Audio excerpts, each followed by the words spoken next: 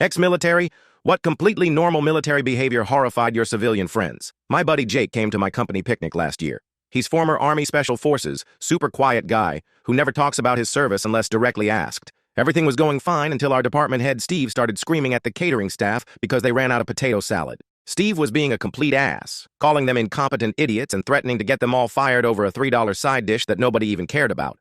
The whole picnic went silent watching this 50-year-old man lose his absolute mind at college kids just trying to do their job and pay for school. I was about to step in when Jake calmly walked over. He didn't raise his voice or get aggressive. Instead, he positioned himself directly between Steve and the catering girl, who was almost crying, made direct eye contact, and said in the most controlled tone I'd ever heard him use, "Sir, you're going to step back, take a deep breath, and apologize to these people. Right now." Steve puffed up his chest and got right in Jake's face. "Who the hell do you think you are? I'm a department head. I make 6 figures. I'll speak however I want to these contractors." Jake didn't flinch or break eye contact. He took one deliberate step closer, his voice dropping even lower. "I've dealt with actual threats in actual war zones. You screaming at kids over potato salad isn't impressive, it's pathetic. You have 10 seconds to make this right before I make it right for you."